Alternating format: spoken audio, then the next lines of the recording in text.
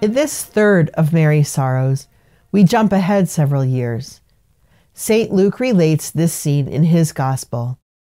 Each year his parents went to Jerusalem for the feast of Passover, and when he was 12 years old, they went up according to festival custom.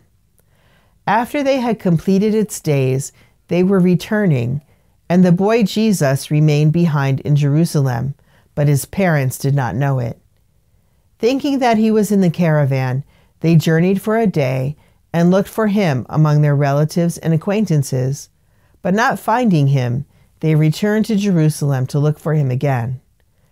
After 3 days, they found him in the temple, sitting in the midst of the teachers, listening to them and asking them questions. And all who heard him were astounded at his understanding and his answers.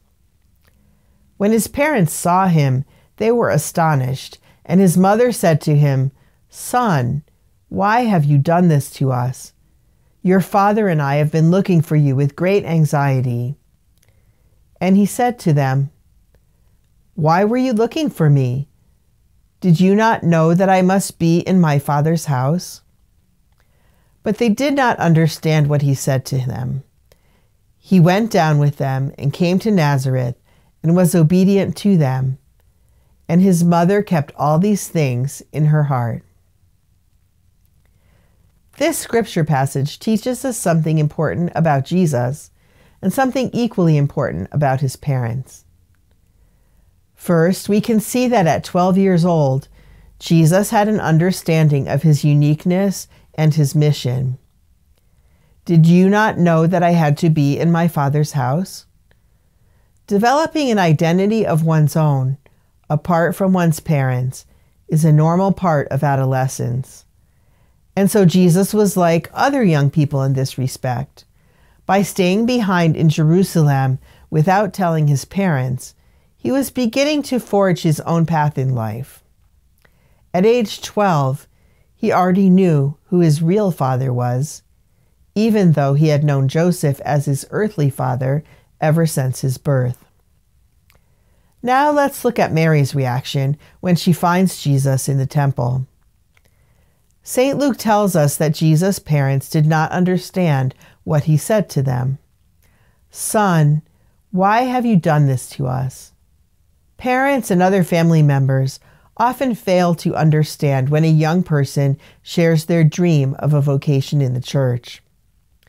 Ambition, social pressures, and even anti-religious prejudice often prevent families from even teaching their children to see life as a vocation given by God.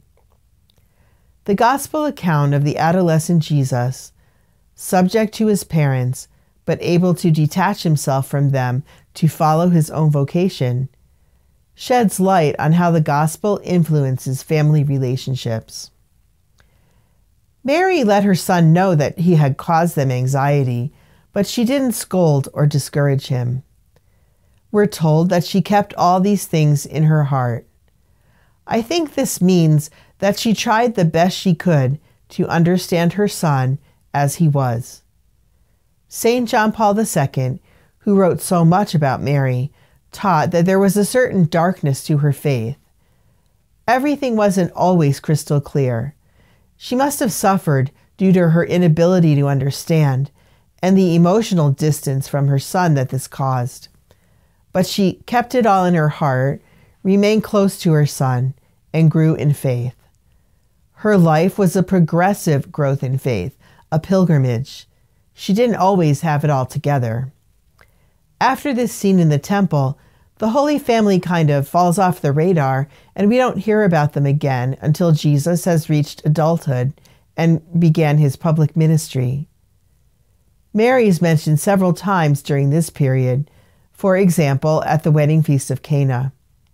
She must have experienced ups and downs in her life as the Lord's mother and first disciple, and there must have been many days when she just didn't grasp what was happening. I often reflect on Jesus' first appearance in the synagogue in Nazareth. Although Mary's presence isn't mentioned, we can assume that she was there since it was their hometown. How must she have felt when her son told his compatriots that a prophet is never welcome in his own country, and when they tried to throw him over the brow of the hill. What we do know is that Mary persevered in faith through good times and bad, even when she didn't understand.